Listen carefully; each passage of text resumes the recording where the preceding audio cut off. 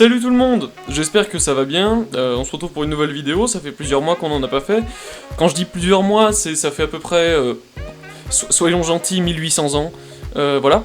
Donc on se retrouve pour une nouvelle vidéo qui va directement parler de 8 conseils, en réalité ce sera plutôt 9, 8 bis, waouh merveilleux, conseils pour rentrer à Sciences Po, en l'occurrence dans les IEP de province, puisque je suis tombé sur beaucoup de vidéos qui parlaient de conseils pour entrer à l'IEP de Paris.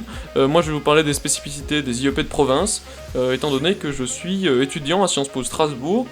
Et du coup voilà, me voilà de retour après 1000 ans d'absence, comme on dit, comme je l'ai dit précédemment, j'aime bien me répéter, c'est marrant.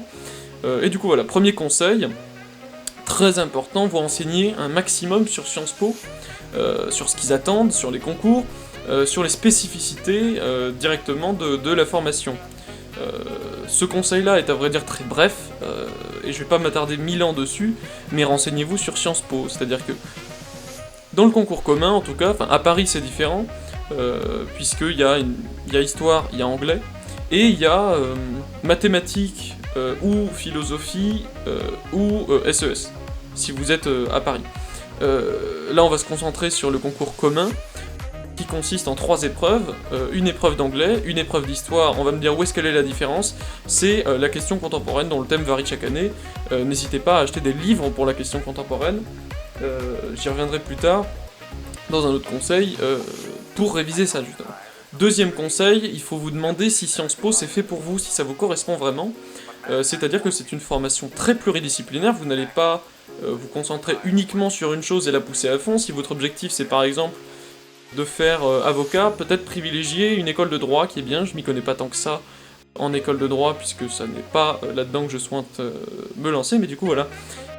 Ou alors vous pouvez l'utiliser comme une porte d'entrée ou je ne sais quoi, mais faites attention, c'est pluridisciplinaire, parce qu'on va pas juste étudier l'histoire,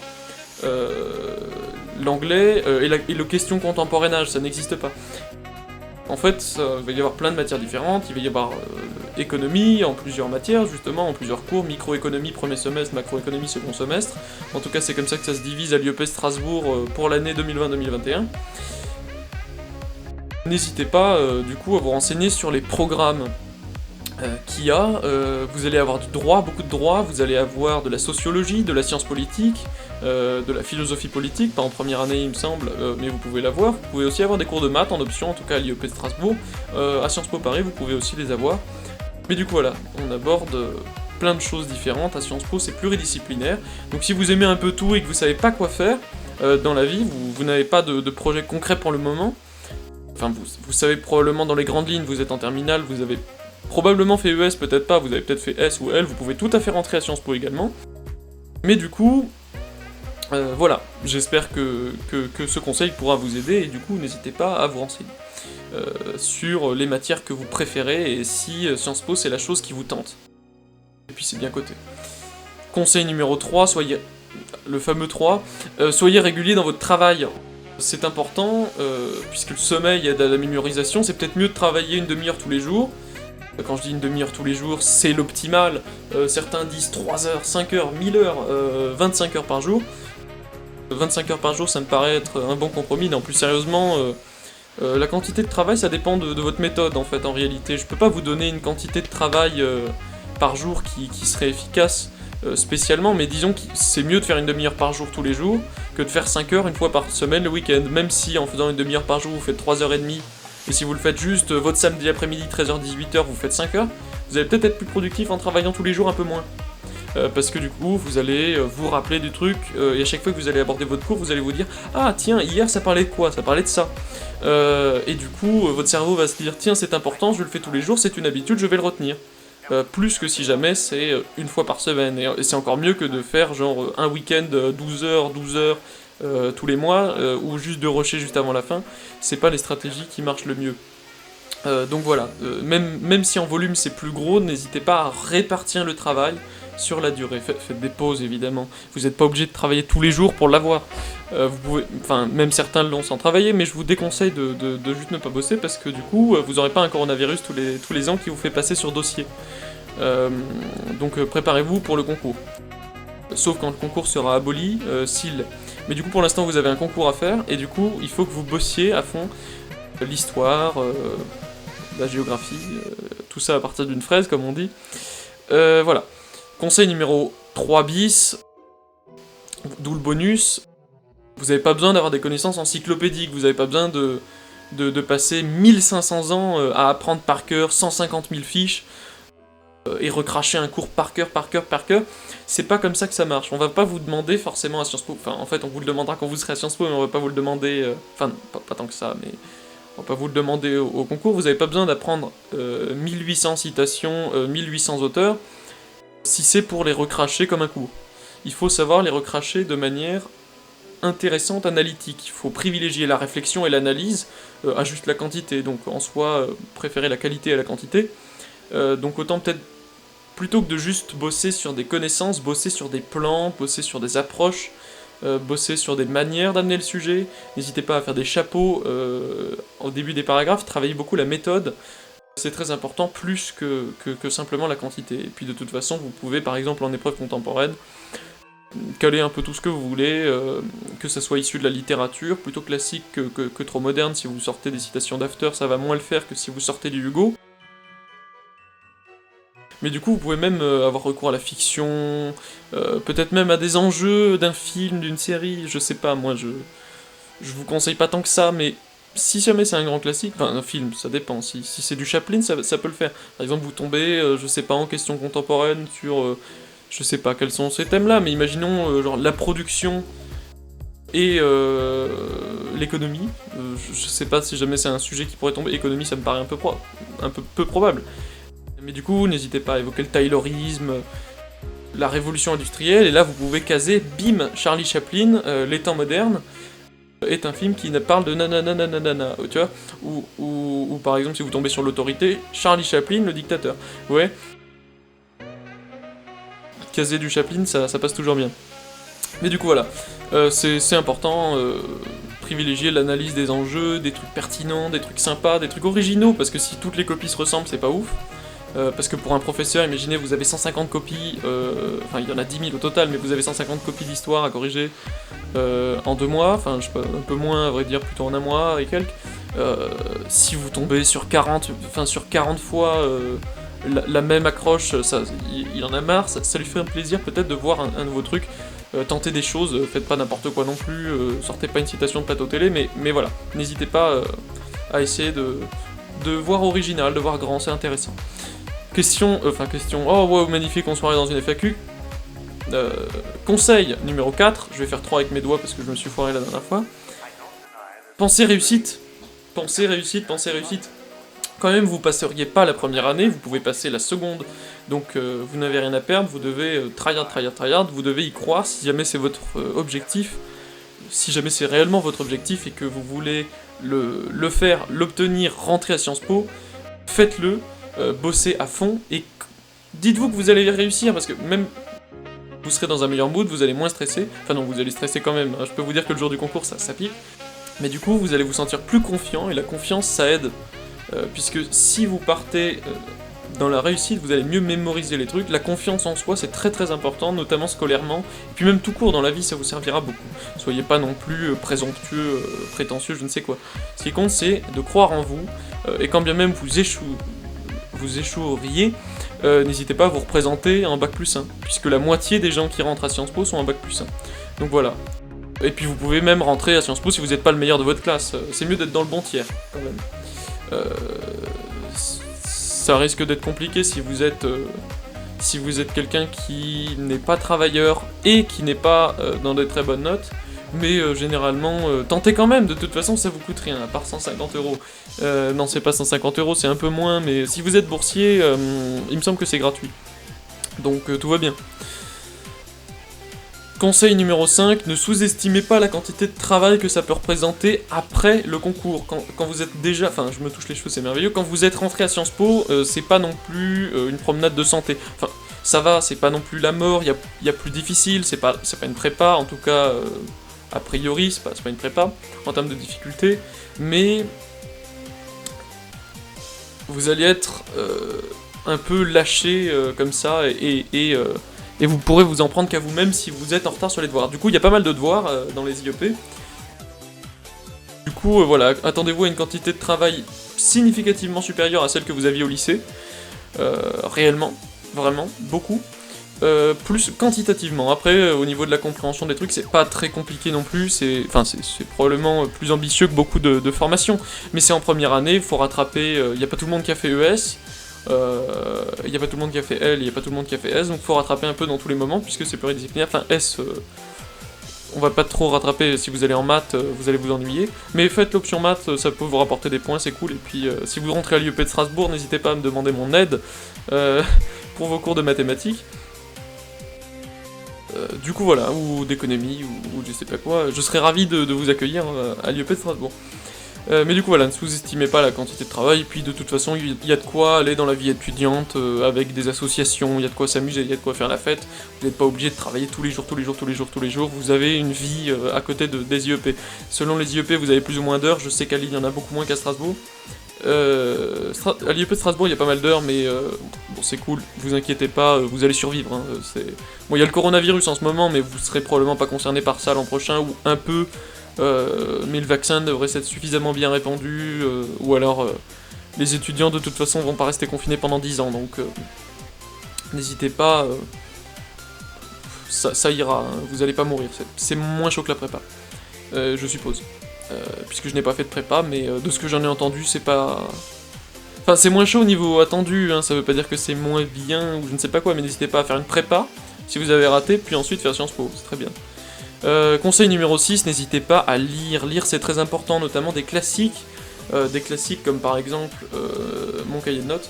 Non, plus sérieusement, lisez par exemple De la démocratie en Amérique d'Alexis de Tocqueville.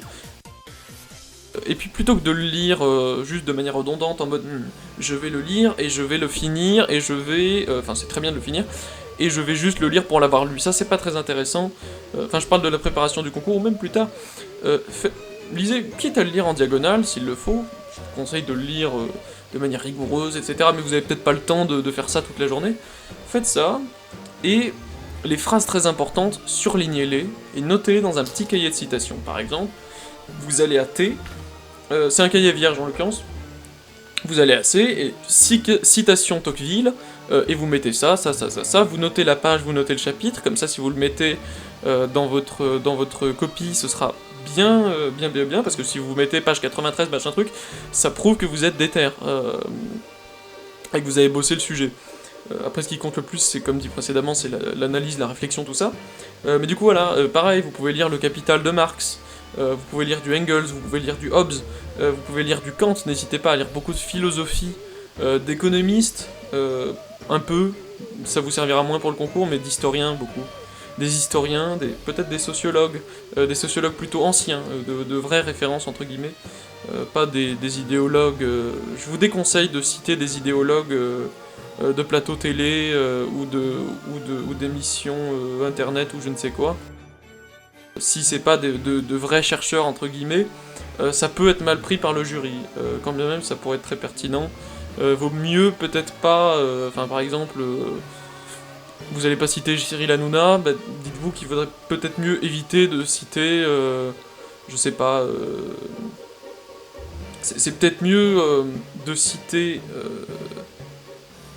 merde, j'ai oublié son nom, bon, celle qui a écrit le génie lesbien, j'ai oublié son nom, c'est peut-être mieux de citer Emmeline Pankhurst, qui faisait des suffragettes, si vous devez parler du féminisme, plutôt que l'autre là. Du coup voilà, n'hésitez pas à lire des classiques, et ensuite, au niveau de la lecture, rien de tel qu'un manuel. Non, en réalité, c'est peut-être moins... Enfin, en réalité, je vais dire plusieurs fois en réalité dans cette phrase, c'est réel, hein, des choses concrètes, hein, évidemment, des plans précis. C'est des fiches. Bon, là, en l'occurrence, c'est des mathématiques, puisque c'est un livre de Paris, de révision pour Paris, pour le concours de Paris. Je suis à Lyon et maintenant à Paris. Si vous avez la référence, c'est merveilleux. Si vous l'avez pas, bah, allez chercher. Je suis à Lyon et maintenant à Paris, Jean-Luc Mélenchon. Je cite Marx, je cite Hegel, je cite Mélenchon. Enfin, je le cite pas, enfin, j'en parle. Mais du coup, voilà, c'est des fiches, au niveau des chapitres, etc. N'hésitez pas à faire beaucoup d'annales pour réviser efficacement. C'est peut-être mieux que juste apprendre des tas brutes de connaissances, mais feuilleter ça un petit peu, parce qu'il y a vraiment des connaissances synthétisées dans toutes les matières du concours. Celui-là, il est particulièrement épais, il fait 600 pages, mais c'est parce que en plus d'anglais, etc., il y a littérature philosophie, maths, et SES. Puisque du coup, c'est un livre pour Paris, et qu'à Paris, il y a les 3 matières différentes, et vous choisissez en fait, entre l'une de ces 3-là, celles qui sont obligées, c'est anglais et histoire. Du coup voilà, n'hésitez pas à vous amuser, à regarder ce genre de livre. En plus ça coûte pas si cher que ça coûte environ 20, 25 balles, 15 euros peut-être. Vous pouvez les trouver dans les FNAC, vous pouvez les trouver dans les librairies. Ça va, je vous le conseille, ça peut être utile. Moi ça m'a été utile en tout cas. 7ème conseil, si vous avez les moyens, n'hésitez pas à passer des concours blancs, à faire une prépa en ligne, puisque je me doute que beaucoup de gens qui vont me regarder sont issus de classes assez hautes dans la société, disons. Ça devrait aller, n'hésitez pas, hein, même si vous avez... Enfin, c'est pas parce que vous pouvez pas vous payer une prépa en ligne que vous allez mourir. Hein. Vous pouvez tout à fait réussir le concours sans ça. Les taux de réussite sont un peu supérieurs, mais du coup, si vous avez les moyens, n'hésitez pas, il y a Tremplin par exemple. Mais ce qui compte le plus, c'est de faire des concours blancs, d'où les annales dont je vous parlais tout à l'heure. Si possible, faites-les corriger par vos professeurs d'histoire-géographie ou de SES si vous préparez Paris. Mais du coup, voilà, n'hésitez pas... si vous en avez les moyens, à faire de l'entraînement. Ça paye parfois même beaucoup plus que simplement les révisions, parce que vos professeurs vous expliquez directement ah tiens, dans votre plan, il y a ça qui est bien, il y a ça qui est moins bien, moi j'aurais rajouté ci, moi j'aurais rajouté ça. Et en tant que votre professeur d'histoire-géographie, je connais probablement mieux l'histoire-géographie que vous, donc tu vois. Et du coup, vos profs vont vous donner des conseils intéressants à prendre en compte dans la construction de votre plan. Faites quelque chose de bien, faites pas quelque chose de super lourd quand vous écrivez. Faites des phrases qui sont jolies, qui sont belles, qui s'enchaînent bien. Travaillez la méthode, notamment avec vos professeurs. 8ème conseil, 8+1 parce qu'il y avait le 3 bis. Choisissez votre IEP en fonction des spécialités et des spécificités de leur programme et des masters qui vous plaisent. C'est-à-dire que si vous voulez par exemple faire le master éco-finance de Sciences Po Strasbourg et que celui-ci vous plaît plus que d'autres masters à Aix-en-Provence, imaginons que vous habitiez à Lyon, que l'IEP de Lyon vous intéresse pas tant que ça, n'hésitez pas, et que vous avez les moyens d'être logé dans une autre ville évidemment, mais il y a des bourses qui existent pour ça, n'hésitez pas à peut-être vous éloigner de votre cocon familial et pas forcément aller au truc le plus proche de ce qu'il y a chez vous, privilégiez peut-être ce qui vous plaît le plus, parce que les études supérieures, si vous aimez pas ce que vous faites, ça va être vachement triste. Si jamais vous passez d'avoir 3 ans dans un IEP et que vous voulez changer ensuite, il y a probablement des procédures assez compliquées, il faut peut-être même passer des concours. Je sais pas, je me suis pas trop renseigné, moi je suis pour l'instant bien ici. Je sais comment on passe à Paris, mais c'est pas le sujet du thème de la vidéo d'aujourd'hui.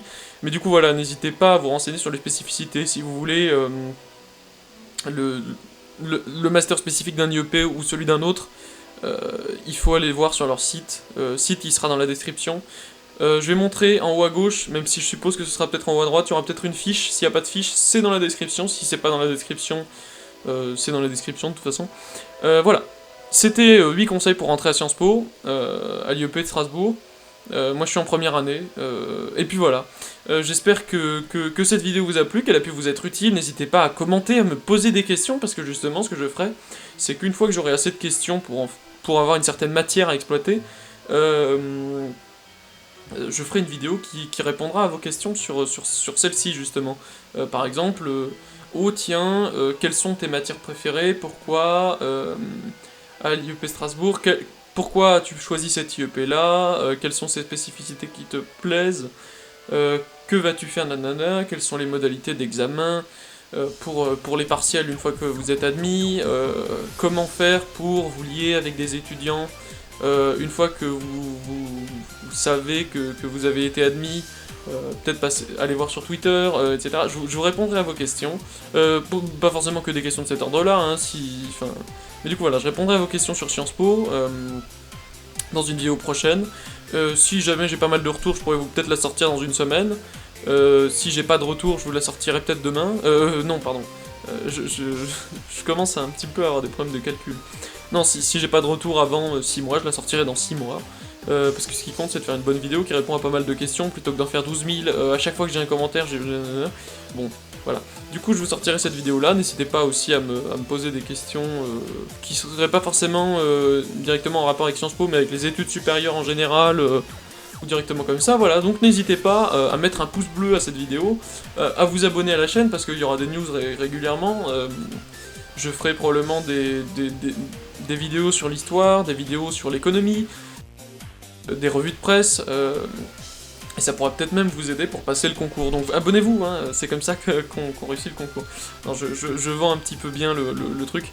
Mais du coup voilà, il va y avoir des vidéos qui vont sortir, j'ai eu pas mal d'absence, mais je suis de retour, avec une meilleure qualité vidéo, une meilleure qualité son, puisque j'ai un beau micro.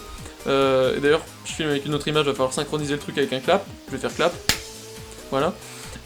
J'en avais déjà fait un au début, mais il a été coupé au montage, ce quoi-là, vous ne verrez absolument rien. Mais du coup voilà, j'espère que ça vous a plu.